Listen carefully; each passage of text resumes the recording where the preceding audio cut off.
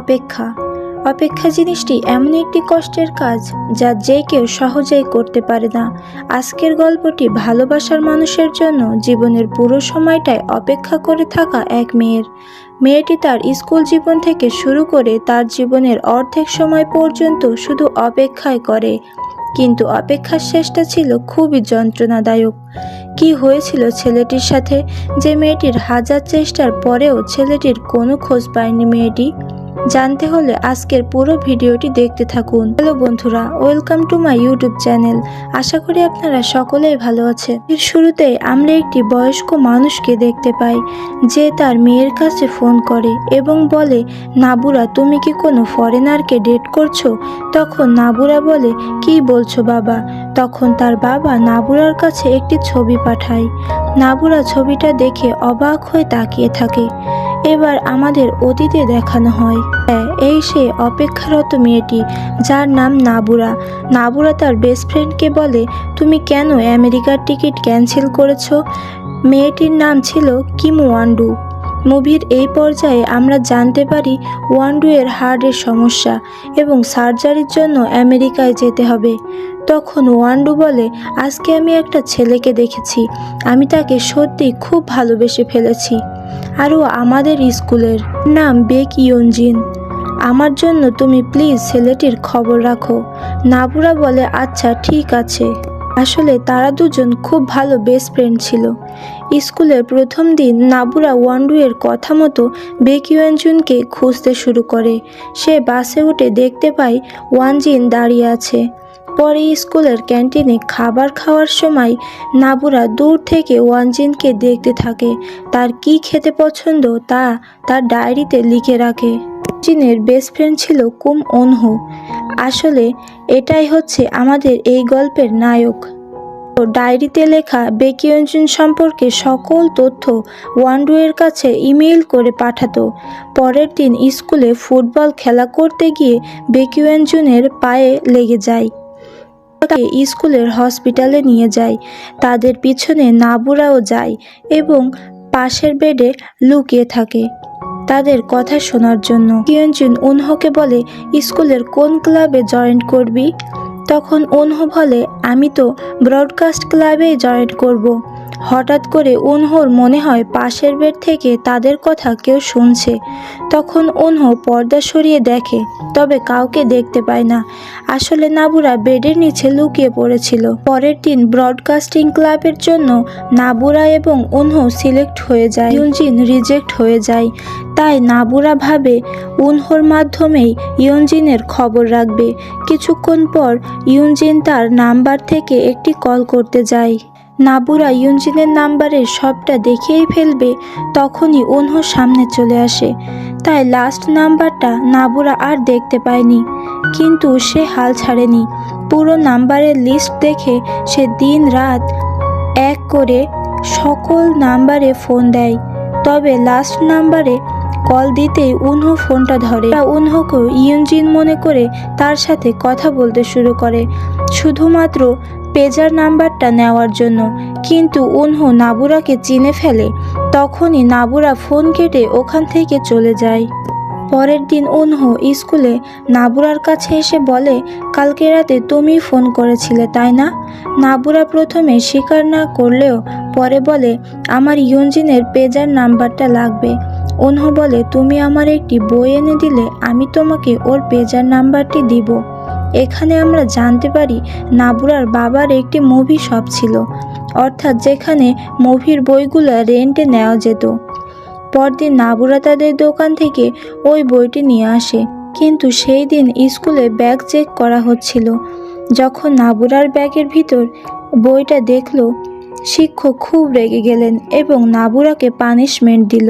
আসলে বইটি অ্যাডাল্ট টাইপের ছিল এবং এই সেই বই যেটি মুভির শুরুতেই দেখানো হয়েছিল। পরে ওনহো এসে নাবুরার কাছ থেকে বইটি নিয়ে চলে যায়। পরদিন স্কুলে অনুষ্ঠান ছিল। যেহেতু নাবুরা ও ওনহো একই ক্লাবের মেম্বার ছিল, তাই তারা দুজন মিলে ভিডিও শ্যুট করছিল। নাবুরা ওনহোকে বলছিল, আচ্ছা বেক ইয়ঞ্জিনের কি কোনো গার্লফ্রেন্ড আছে? অনহু বলল, না নেই তো। সেদিন রাতে নাবুরা যখন তার ফ্রেন্ডের সাথে ছিল তখন কেউ একজন এসে বলল একটা গ্যাং এর সাথে নাকি ইয়ঞ্জিনের ঝামেলা হচ্ছে। এ কথা শুনে নাবুরা তাড়াতাড়ি চলে যায়, গিয়ে দেখে বেকিয়ঞ্জুন আর কিছু ছেলে ঝামেলা করছে। একটা ছেলে কাচের বোতল দিয়ে যেই মারতে যাবে তখনই নাবুরা এসে পা দিয়ে বোতলটি ভেঙে দেয় এবং তারা তিনজনে পালিয়ে আসে। তারা একটি বেঞ্চে বসেছিল। তখন নাবুরা জোরে করে উঠে বলে, ইয়ঞ্জিন, যদি তোমার কিছু হয়ে যেত তাহলে কি হতো? নাবুরার এমন কথা শুনে ইয়ঞ্জিন ভাবতে থাকে হয়তো নাবুরা তাকে পছন্দ করে। আসলে এমন কিছুই ছিল না। নাবুরা তো শুধু তার বেস্ট ফ্রেন্ড ওয়ান্ডু এর জন্য ইয়ঞ্জিনকে প্রোটেক্ট করছিল। অনহু বলে ওঠে, নাবুরা, তুমি কি ঠিক আছো? আসলে যে যাকে ভালোবাসে তার কেয়ার তো করতেই হবে। পরে নাবুরা পায়ের দিকে তাকিয়ে দেখে তার পা কেটে গেছে। ক্ষণ পরে নাবুরা ও তোর বাবা হসপিটাল থেকে বের হয় পুরার পায়ে ব্যান্ডেজ লাগিয়ে। পরের দিন নাবুরা স্কুলে যায় ওই ব্যথাযুক্ত পা নিয়ে। তখন সেখানে বাইক নিয়ে ইয়ঞ্জিন আসে এবং বলে, চলো নাবুরা আমার সাথে। নাবুরাকে নিয়ে ইয়ঞ্জিন একটি সুন্দর জায়গায় নিয়ে যায় এবং তাকে বলে, আমার সাথে ডেটে যাবে? নাবুরা তখন বলে, তুমি কি পাগলের মতো কথা বলছো? আমার বাড়িতে যেতে হবে। বাইক নষ্ট হয়ে যাওয়ার কারণে নাবুরা ও ইয়ঞ্জিন একটি ট্রাকে করে বাড়িতে যাচ্ছিল। তখন ইয়ঞ্জিন নাবুরাকে বলে, আমার ক্ষুধা লেগেছে, চলো কিছু খেয়ে আসি। নাবুরা আর ইয়ঞ্জিন সেই রেস্টুরেন্টে খেতে যায় যেখানে আসলে অনহু কাজ করত। অনহু তাদের একসাথে থেকে কষ্ট পাচ্ছিল। আসলে অনহু নাবুরাকে ভালোবেসে ফেলেছিল। পরে ইয়ঞ্জিন নাবুরাকে প্রপোজ করতেই নাবুরা রিজেক্ট করে ওখান থেকে চলে আসে। নাবুরার পিছনে অনহু আসে এবং নাবুরাকে বলে, আমি তো জানতাম তুমি ইয়ঞ্জিনকে ভালোবাসো। নাবুরা বলে, আসলে এমন কিছুই না। এটা শুনে অনহু ওখান থেকে চলে যায়। স্কুল থেকে সবাই ঘুরতে যায়। সেখানে ইয়ঞ্জিন এসে নাবুরাকে বলে, আমি জানি তুমি আমাকে পছন্দ করো। তখন নাবুরা বলে, আমি কেন তোমাকে পছন্দ করব? তুমি পৃথিবীর শেষ ছেলে হলেও আমি তোমাকে ভালোবাসবো না। রাতে যখন প্রিন্সিপাল চলে যায় তখন নাবুরা ও বাকি সব মেয়েরা মিলে অনেক বেশি ড্রিঙ্ক করে। আর ওই অবস্থায় নাবুরা অনহুয়ের রুমে যায়। সেই সময় প্রিন্সিপাল চলে আসায় নাবুরা ও অনহু একই রুমে বন্ধ হয়ে যায়। অনহুর ওই রাতের কথা মনে থাকলেও নাবুরার কিছুই মনে থাকে না।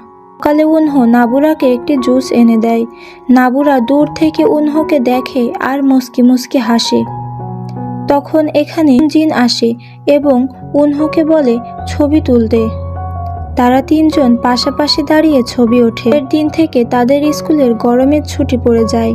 সকালে নাবুরা যখন তার বাবার শপে বসেছিল হঠাৎ বৃষ্টিতে ভিজতে ভিজতে অনহু আসে নাবুরার কাছে এবং বলে, আমি তোমাদের পাশের শপে কাল থেকে কাজ করব। বলেই অনহু ওখান থেকে চলে যায়। পরদিন অনহু যখন কাজ করছিল নাবুরা দূর থেকে অনহুকে দেখছিল আর হাসছিল। রাতে নাবুরা অনহুর সাথে দেখা করার জন্য তার ভাইয়ের সাথে খেলা করছিল। তখন সেখানে অনহু আসে। তারপর নাবুরা, অনহু আর নাবুরার ছোট ভাই বসে আইসক্রিম খাচ্ছিল। তখনই নাবুরা অনহুর সাথে একা সময় কাটানোর জন্য তার ভাইকে চলে যেতে বলে। অনহু নাবুরাকে বলে, আমারও একটি ছোট ভাই আছে, তবে ও মার সাথে নিউজিল্যান্ড থাকে। নাবুরাকে নিয়ে অনহু তাদের পুরনো বাড়িতে আসে এবং দুজন খেতে খেতে গল্প করতে থাকে। অনহু নাবুরাকে বলে, তোমার কণ্ঠটা অনেক সুন্দর। কিছুক্ষণ চুপ থাকার পরে অনহু নাবুরাকে কিস করতেই যাবে তখনই গাছ থেকে একটি ফল নাবুরার মাথায় পড়ে যায়। আসলে যদি ফলটি না পড়তো তাহলে এটাই তাদের ফার্স্ট কিস হতো। কিন্তু অনহু হার মানেনি। নাবুরাকে বাড়িতে দিতে আসার সময় অনহু নাবুরাকে কিস করে। আর এটাই ছিল তাদের জীবনের লাস্ট এবং ফার্স্ট কিস। রাতে নাবুরা ওয়ান্ডুকে মেসেজ দিয়ে বলে, আমি হয়তো কাউকে ভালোবেসে ফেলেছি আর সে হলো অনহু। এখন আমার সবকিছু আরো ভালো লাগে। এভাবেই তাদের সুন্দর দিনগুলো কাটছিল। একদিন রাস্তায় ইয়ঞ্জিনের সাথে নাবুরার দেখা হয়ে যায় এবং অনহু যেখানে কাজ করে সেখানেই তারা আইসক্রিম খেতে যায়। হঠাৎ নাবুরা তার বেস্ট ফ্রেন্ড ওয়ান্ডুকে দেখতে পায় এবং দুজন দুজনকে জড়িয়ে ধরে কান্না করতে থাকে। আসলে এখান থেকে শুরু হয় নাবুরার জীবনের কষ্টের পথ। ওয়ান্ডু নাবুরাকে বলে আইসক্রিম শপের ইউনিফর্মে ওকে এত সুন্দর লাগছিল। নাবুরা তখন বলে ইউনিফর্ম পরে যে ছিল সে তো উনহো, বেকুয়েনজিন তো টি শার্ট পরেছিল। ওয়ান্ডু নাবুরার পাঠানো ছবিটা বের করে আর নাবুরাকে দেখায়। ওয়ান্ডু উনহোর ছবিতে লাভ দিয়ে রেখেছিল। আসলে সেই দিন উনহো সেই স্কুল ড্রেসটা পরেছিল, সেটি ছিল ইউনজিনের। তাই ওয়ান্ডু উনহোকে ইউনজিন বলেছিল। আসলে ওয়ান্ডু উনহোকেই ভালোবাসতো। এটা শুনে নাবুরার অনেক খারাপ লাগে। পরের দিন নাবুরা ওয়ান্ডু এর বাড়িতে গেছিল এটা বলতে যে সে উনহোকে পছন্দ করে, কিন্তু ওয়ান্ডু এর সার্জারির দাগ দেখে নাবুরা কিছুই বলতে পারেনি। পরদিন উনহো যখন নাবুরার জন্য অপেক্ষা করছিল তখন ওয়ান্ডু আসে আর বলে নাবুরা একটা কাজে গেছে, আজও আসতে পারবে না, তাই আমি এসেছি। এদিকে কাজ শেষে নাবুরা বাড়িতে এলে দেখতে পায় ওয়ান্ডু অনেক খুশি হয়েছে উনহোর সাথে কথা বলে। হঠাৎ নাবুরার ফোনে উনহোর মেসেজ আসে। নাবুরা তাদের বাসার বাইরে গিয়ে উনহোর কাছে ফোন দেয়। উনহো বলে তুমি 10 পর্যন্ত কাউন্ট করো। নাবুরা কাউন্ট করতে থাকে। তখনই নাবুরার কাছে উনহো দৌড়াতে দৌড়াতে চলে আসে। দুজন একটা বেঞ্চে বসেছিল। নাবুরা উনহোকে বলে আমি আজ ইচ্ছে করে তোমার সাথে দেখা করতে আসেনি, আমি হয়তো ভুল ছিলাম, তাই আমাদের সম্পর্কটা এখানেই শেষ করি বলে নাবুরা ওখান থেকে চলে যায়। উনহো নাবুরাকে একটা চিঠি দিতে চেয়েছিল যেটার মধ্যে লেখা ছিল এই শহরে আসার পরেই আমি তোমাকে দেখেছিলাম, হয়তো তোমার মনে নেই। আমি তোমাকে বাসে দ্বিতীয়বার দেখেছিলাম, তারপর আস্তে আস্তে আমি তোমার ওপর নজর রাখতাম। আমি বুঝতে পারলাম আমার ভালো থাকার একমাত্র কারণই হলে তুমি। প্রথম থেকেই তুমি ইউনজিনকে বেশি মূল্যায়ন করতে। আমি এটা দেখে অনেক কষ্ট পেতাম। আমি জানি না তুমি আমাকে বুঝতে কিনা। আমি তোমাকে অনেকবার বলার চেষ্টা করেছি কিন্তু ভয় লাগতো তুমি যদি মানা করে দাও। এখন আমি বুঝে গেছি তোমার মনে আমার জন্য কেমন ফিলিংস কাজ করে। আমি খুব তাড়াতাড়ি নিউজিল্যান্ড চলে যাব। আমি তোমাকে কথা দিচ্ছি আমি আবার আসব। আমি তোমাকে পছন্দ করি নাবুরা। পরের দিন তারা পার্কে বেড়াতে যায়। নাবুরা চেষ্টা করছিল ওয়ান্ডু আর উনহো যাতে একসাথে সময় কাটাতে পারে। তাদের একা রাখার জন্য নাবুরা আর ইউনজিন রোলার কোস্টারে চলে যায়। পরে উনহো ওয়ান্ডুকে বলে আসলে আমিও যেতে চাই।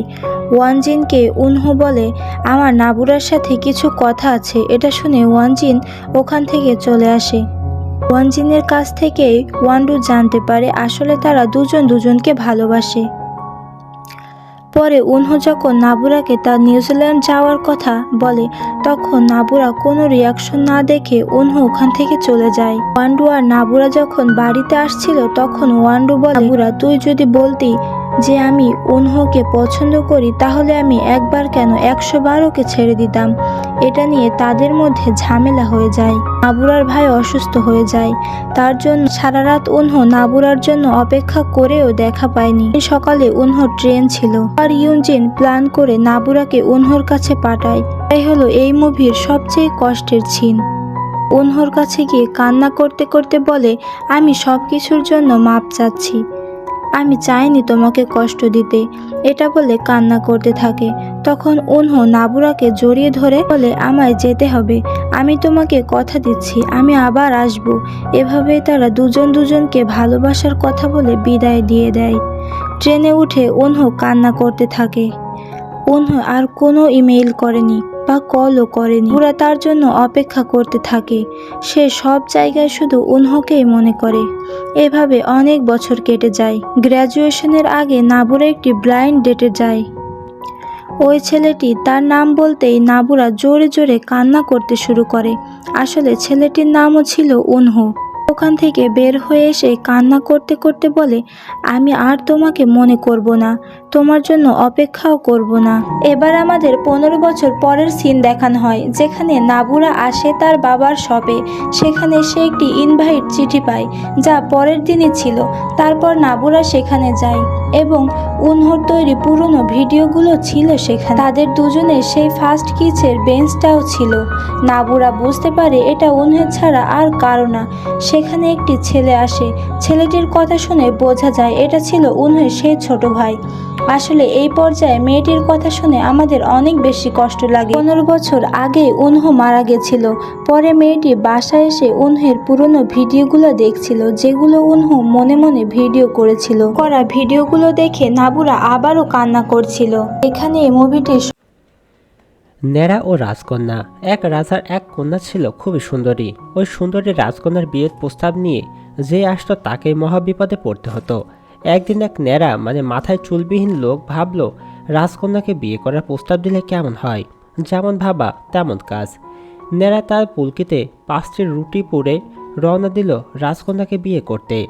পথে পড়ল একটা বন। বনের ভিতরে বসেছিল একটি দৈত্য। দৈত্য এমনভাবে দাঁতে দাঁত পিছলাসলেও মনে হচ্ছিল সে অনেক দিনে ক্ষুধার্ত। ন্যাড়া তার পুটলি থেকে রুটিগুলো বের করে দিয়ে দিল দৈত্যকে। তারপর যখন রওনা দিল তখন দৈত্য বলল, এই ন্যাড়া, আমার একটা চুল নিয়ে যা, কাজে লাগবে। ন্যাড়া একটা চুল নিয়ে যাত্রা শুরু করলো। যেতে যেতে গিয়ে দেখলো আরেকটি দৈত্য ঝর্ণার উৎসের পাশে বসে শীতে কাঁপছে। ন্যাড়া তার কোটটা খুলে দৈত্যের গায়ে জড়িয়ে দিয়ে আবার রওনা দিল। এমন সময় দৈত্য বলল, আমার একটা চুল নিয়ে যা, কাজে দিবে। ন্যাড়া একটা চুল নিয়ে রওনা হলো। যেতে যেতে পৌঁছালো এক নদীর তীরে। সেখানে গিয়ে দেখলো একদল পিঁপড়া চাচ্ছে পানি পার হতে, কিন্তু পারছে না। ন্যাড়া একটা কাঠের টুকরো পানিতে ফেলে সেতু নির্মাণ করে দিল, আর পিঁপড়ারা নিশ্চিন্তে পার হয়ে গেল। যাবার সময় পিঁপড়া রাজা ন্যাড়াকে তার একটা চুল দিল। ন্যাড়া এই চুলটিও রুমালে যত্ন করে রেখে তার পথে পা বাড়ালো। যেতে যেতে গিয়ে পৌঁছলো রাজপ্রাসাদে। ন্যাড়া শেষ পর্যন্ত পৌঁছে গেল সেই প্রাসাদে। দরজায় নক করতে একজন এসে জিজ্ঞাসা করলো, কি চাও? ন্যাড়া বলল, এসেছে রাজকন্যাকে বিয়ের প্রস্তাব দেওয়ার জন্য। দারোয়ান বলল, কার জন্য? ন্যাড়া, কেন আমার জন্য? লোকটা ভিতরে গিয়ে বাদশাকে ঘটনাটা জানালো। বাদশা বলল, হাম্মাম রেডি করো, ন্যাড়াকে ওই হাম্মামে ফেলে দাও। শ্রোতা বন্ধুরা, ওই হাম্মামটি 7 দিন 7 রাত ধরে গরম করা হয়। যারা রাজকন্যার বিয়ের প্রস্তাব নিয়ে আসে তাদেরকে ওখানে ফেলে দেওয়া হয়, আর ওখানে ফেলা মানেই হলো নিশ্চিত মৃত্যু। বাদশার লোকটা ন্যাড়াকে হ্যারামটা দেখিয়ে বলল, যারা রাজকন্যা প্রার্থী হয় তাদেরকে এই হাম্মামে গোসল করে আসতে হয়। ন্যাড়া হাম্মামের কাছে যেতেই বুঝতে পারল এটা মরণ ফাঁদ। হাম্মামের দেওয়ালগুলো তাপে লাল হয়ে গিয়েছে। ফুটন্ত পানির কলধ্বনিও তার কানে এলো। ন্যাড়ার মনে পড়ল দ্বিতীয় দৈত্যের কথা। তার দেওয়া চুলটাতে আগুন লাগাতেই শেষে হাজির। ন্যাড়া তাকে বিপদের কথা বলতেই দৈত্য বলল, চিন্তা করো না। এ বলে দীর্ঘ এক শ্বাস নিল, আর হাম্মামের সকল তাপ তার বুকে গিয়ে জমা হলো। হাম্মাম ঠান্ডা হয়ে গেল। পরদিন সকালে বাদশাহ লোক এসে দেখলো ন্যাড়া সুন্দর মতো গোসল করে বসে আছে হাম্মামের ঠান্ডায়। বাদশাকে গিয়ে বলতে বাদশাহ দ্বিতীয় ফাঁদ পাতল। বলল, ওকে 300 কিলো চালের ভাত আর 300 কিলো মাংসের খাবার দিয়ে বলো, পুরোটা না খেতে পারলে গর্দান যাবে। ন্যাড়া এবার মাথায় হাত বলে প্রথম দৈত্যের চুলটি পড়ালো। দৈত্য তো এসে হাজির হয়ে গেল। ঘটনাটা দৈত্যকে বলতে দৈত্য সব খাবার ঠিক মতো খেয়ে নিল। এবারও ন্যাড়াকে আটকানো গেল না। বাদশাহ ন্যাড়াকে মারার নতুন ফন্দি আটলো। একটি গাধা টানতে পারে সেই পরিমাণে 3 গুণ গম, জব আর ডাল একসাথে মিশ্রিত করে দিয়ে বলো, এগুলোকে আলাদা করতে হবে সকাল হওয়ার আগে। সকাল পর্যন্ত যদি সে শেষ না হয় গর্দান নিবে তার। ন্যাড়া এবার মুসিবতেই পড়ে গেল। হঠাৎ তার মনে পড়ল পিঁপড়াদের রাজার কথা। চুল পোড়াতে পিঁপড়ারা এসে হাজির। পিঁপড়াদেরকে শস্য পণ্যের স্তূপ দেখিয়ে সমস্যার কথা বলল। পিঁপড়ারা বলল, এটা তোমার কাজ না, তুমি নিশ্চিন্তে ঘুমাও। ন্যাড়া সত্যিই ঘুমিয়ে পড়ল। শেষ রাতে ঘুম ভাঙতে দেখল পিঁপড়েরা চলে গিয়েছে, আর তিনি স্তূপ শস্যদানা আলাদা আলাদাভাবে সাজানো। সকালে এই ঘটনা দেখে বাদশা ভাবল, এত কঠিন কঠিন শর্ত যে সহজে উত্তীর্ণ করে গেল, তাকে আর নতুন শর্ত দিয়ে লাভ নেই। রাজকন্যা তারই প্রাপ্ত। বাদশাহ এবার রাজকন্যার বিয়ের আয়োজন করলো ব্যাপক ধুমধামের সাথে। 1 সপ্তাহ ধরে বিয়ের অনুষ্ঠান হলো। জাঁকজমকপূর্ণ এই আয়োজনের কথা শুনতে পেয়েছিল অপর এক দৈত্য। সে রাজকন্যাকে ভালোবাসত। রাজকন্যাকে নিয়ে যখন ন্যাড়া নিজ বাড়ির দিকে যাচ্ছিল, পথে মধ্যে ওই দৈত্য সে ছিনিয়ে নিতে গিয়েছিল রাজকন্যাকে। ন্যাড়া সেখানে বিপদে পড়েছিল। অবশেষে রাজকন্যার সহযোগিতায় ওই দৈত্যের হাত থেকে রেহাই পাইল। দৈত্য মারা গেল, আর ন্যাড়া রাজকন্যাকে নিয়ে সুখে শান্তিতে জীবন কাটাতে লাগলো। সে বহুকাল আগের কথা। এই পৃথিবী থেকে বহু দূরে ছিল একটি দেশ, যেখানে পরীরা এসে মানুষের সাথে গল্প করত। পাখিরা মাছেরা সব কথা বলতো। যেখানে ছিল বৃষ্টি গাছ, যে গাছের নিচে দাঁড়ালেই বৃষ্টি ঝরত আর সাথে মিষ্টি সুবাস। সেখানে ছিল এক সুখ নদী, যে নদীর পাশে বসে কেউ দুঃখের কথা কইলে নদী তার দুঃখ দূর করে দিত। সেই নদীর পাশেই ছিল একটা ছোট্ট গ্রাম। সে গ্রামেই থাকতো অপরাজিতা নামের এক ছোট্ট মেয়ে। সবাই তাকে অপমানী বলে ডাকত। সবাই নিজের ঘরে ডেকে খাওয়াতো অপামনিকে। সে যে ভারী লক্ষ্মী মেয়ে, বয়স তার কত হবে, সবে মাত্র 3টা দাঁত পড়েছে। অপামনি সারাদিনই ঘুরত, প্রজাপতিদের সাথে নাচত, বনের পাখির সাথে গান গাইত। কি মধুর তার কণ্ঠ! তার গান শুনে বনের সব গাছের পাতা নাচত, জলের মাছ ডাঙায় উঠে সে গান শুনেও নাচত। সন্ধ্যাবেলা পরীরা এসে গল্প করত তার সাথে, আর নিয়ে আসতো কত আজব আজব জিনিস। সেসব পেয়ে খিলখিলিয়ে হাসত অপমনি। একদিন শুক নদীর পাশে বসে এক মনে কাঁদতে লাগলো অপরাজিতা। গাল বেয়ে টুপ করে এক ফোঁটা জল পড়ল শুক নদীতে। শুক নদী বলে উঠল, ও মা, কি গো অপমনি, তোমার চোখে জল? কি দুঃখ তোমার, বলো আমায়, সব দূর করে দিব আমি। আমার মাকে বড্ড অসুস্থ গো শুক নদী, কেউ কইতে পারে না কি হয়েছে তার। ওই পাহাড় দিদিমা বলেছে মা নাকি বেশি দিন আর বাঁচবে না। মা না থাকলে আমার কি তো কোনো সুখ থাকবে বলো? কাঁদতে কাঁদতে বলল অপরাজিতা। অপরাজিতার কান্না দেখে পুরো নদীর জল কেঁপে উঠল। নদীর মাছেরা শুক নদীতে মিনতি করে বলল, ওগো শুক নদী, তুমি তো সবাইকে সুখী করো, অপামনির মাকে তুমি ভালো করে দাও, না হলে আমরা আর কোনো মানুষের জালে ধরা দেব না। বনের গাছেরা মাটিতে বলল, মাটি, তুমি আমাদের সবাইকে বাঁচিয়ে রেখেছ, অপমনির মাকে তুমি বাঁচিয়ে দাও, না হলে আমরা আর এই কোনো ফুল ফলই দিব না। রাতে আলোচনায় সভা বসল শুক নদী, বনের মাটি, বাতাস আর পরীরা। সবাই এই অনেক ভেবে খুঁজে পেল অপরাজিতার মাকে বাঁচানোর উপায়। অপরাজিতাকে ডেকে বলল, অপমনি, তোমার মাকে বাঁচানোর একটা উপায় আমরা পেয়েছি, কিন্তু সে যে বড় কঠিন উপায়। অপরাজিতা কেঁদে কেঁদে বলল, বলো তোমরা, আমার কি সেই উপায়? মাকে বাঁচাতে আমি সব কিছুই করতে পারবো। বেশ, তবে কাল ভোরে যখন সূর্যমামা পূর্ব দিকে আকাশে উঁকি দিবে, তখন একটা ফানুসে করে তোমায় সবাই উড়িয়ে দিবে। সেই ফানুস গিয়ে যেখানে পড়বে সেখানেই মিলবে তোমার মাকে বাঁচানোর উপায়, বলল কাজলি পরি। ভোরবেলা একটা বড় ফানুসে বসে অপরাজিতাকে আকাশে উড়িয়ে দিল সবাই। কাঁদল অপরাজিতা, গ্রামের মানুষ, নদী, মাছ ও গাছ। উঠতে উঠতে বহুদূর চলে গেল সেই ফানুস, গিয়ে পড়ল অচেনা এক রাজ্যে। সেখানে ঘাসগুলো সব ফ্যাকাশে, গাছে নেই কোনো পাতা, নদীতে নেই কোনো জল। হাঁটতে হাঁটতে এক বিরাট রাজপ্রাসাদের সামনে সে দাঁড়ালো অপরাজিতা। আনন্দমহলে ঢুকে দেখলো রাজা বসে কাঁদছে। তার কাছে গিয়ে বলল, আপনি কাঁদছেন কি জন্য? রাজা মাথা তুলে দেখল লাল পেরে ঘিয়ে রঙের শাড়ি পরে দাঁড়িয়ে আছে এক মেয়ে। বলল, কে তুমি মা? কোথা থেকে এসেছ? আমার এই রাজ্যে যে সন্ন্যাসীদের অভিশাপ পড়েছে, তাই কোনো ফল গাছে নেই ফল, নদীতে নেই জল, না খেতে পেরে আমার সব প্রজারা মরে যাচ্ছে। আমার একমাত্র নয়নের মণি রাজপুত্র সমর ও পানির অভাবে মৃত্যুর সঙ্গে পাঞ্জা লড়ছে।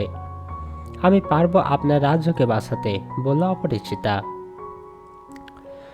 কি বললে মা তুমি? তুমি পারবে কি করে? কথা দিচ্ছি, যদি তুমি সত্যি আমার রাজ্য আর আমার ছেলেকে বাঁচাতে পারো, তুমি যা চাইবে তাই পাবে, বলল রাজা। অপরাজিতা বাইরে বেরিয়ে এলো, এসে গান গাওয়া শুরু করলো। তার সে গান শুনে ঘাসগুলো সব সতেজ হয়ে গেল, গাছগুলো সব পাতায় পাতায় ভরে উঠল, নদীর জলে ভরে গেল, সাথে কত মাছ। জল খেয়ে বাঁচল রাজপুত্র। সমরের প্রাণ সময়ের সাথে বসে গল্প করতে করতে তার দুঃখের কথা বলল সমরকে। সমর বলল, আমি জানি কি করে তোমার মাকে বাঁচাবে।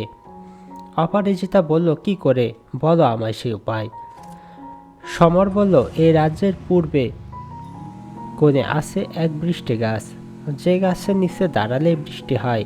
সেই বৃষ্টির জল যদি খাওয়াতে পারো তোমার মাকে, বাঁচবে তিনি। তারপর দুজন মিলে চলে গেল সেই বৃষ্টির গাছে গাছে। দুজনেই ভিজলো আর শিশি ভরে নিল সেই বৃষ্টির জলে। তারপর রাজকুমার তার ঘোড়ায় চাপিয়ে অপামনিকে নিয়ে গেল তার মায়ের কাছে। বৃষ্টির জল খেয়ে সুস্থ হয়ে গেল অপরাজিতার মা। কয়েক বছর পর খবর পাঠিয়ে অপমানিকে রাজপুত্রবধূ করে নিয়ে গেল রাজকুমার সমর। ন্যাড়া ও রাজকন্যা। এক রাজার এক কন্যা ছিল খুবই সুন্দরী। ওই সুন্দরী রাজকন্যার বিয়ের প্রস্তাব নিয়ে যে আসতো তাকেই মহাবিপদে পড়তে হতো। একদিন এক ন্যাড়া মাথায় চুলবিহীন লোক ভাবলো রাজকন্যাকে বিয়ে করার প্রস্তাব দিলে কেমন হয়। যেমন ভাবা তেমন কাজ। ন্যাড়া তার পুলকিতে 5টি রুটি পুড়ে রওনা দিল রাজকন্যাকে বিয়ে করতে। পথে পড়ল একটা বন। বনের ভিতরে বসেছিল একটি দৈত্য। দৈত্য এমনভাবে দাঁতে দাঁত পিছাসলেও মনে হচ্ছিল সে অনেক দিনে ক্ষুধার্ত।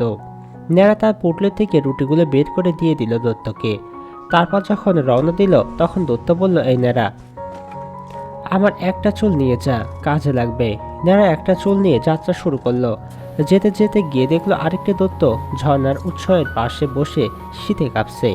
ন্যাড়া তার কোটটা খুলে দৈত্যের গায়ে জড়িয়ে দিয়ে আবার রওনা দিল। এমন সময় দৈত্য বলল, আমার একটা চুল নিয়ে যা, কাজে দিবে। ন্যাড়া একটা চুল নিয়ে রওনা হলো।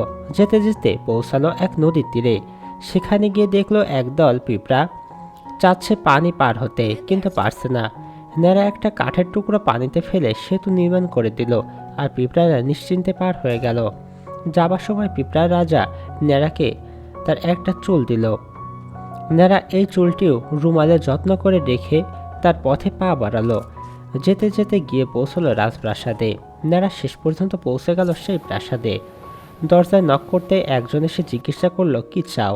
ন্যাড়া বলল, এসেছে রাজকন্যাকে বিয়ের প্রস্তাব দেওয়ার জন্য। দারোয়ান বলল, কার জন্য? ন্যাড়া, কেন আমার জন্য? লোকটা ভিতরে গিয়ে বাদশাকে ঘটনাটা জানালো। বাদশা বলল, হাম্মাম রেডি করো, ন্যাড়াকে ওই হাম্মামে ফেলে দাও। শ্রোতা বন্ধুরা, ওই হাম্মামটি 7 দিন 7 রাত ধরে গরম করা হয়। যারা রাজকন্যার বিয়ের প্রস্তাব নিয়ে আসে তাদেরকে ওখানে ফেলে দেওয়া হয়, আর ওখানে ফেলা মানেই হলো নিশ্চিত মৃত্যু। বাদশার লোকটা ন্যাড়াকে হ্যারামটা দেখিয়ে বলল, যারা রাজকন্যা প্রার্থী হয় তাদেরকে এই হাম্মামে গোসল করে আসতে হয়। ন্যাড়া হাম্মামের কাছে যেতেই বুঝতে পারল এটা মরণ ফাঁদ। হাম্মামের দেওয়ালগুলো তাপে লাল হয়ে গিয়েছে। ফুটন্ত পানির কলধ্বনিও তার কানে এলো। ন্যাড়ার মনে পড়ল দ্বিতীয় দৈত্যের কথা। তার দেওয়া চুলটাতে আগুন লাগাতেই সে হাজির। ন্যাড়া তাকে বিপদের কথা বলাতেই দৈত্য বলল, চিন্তা করো না।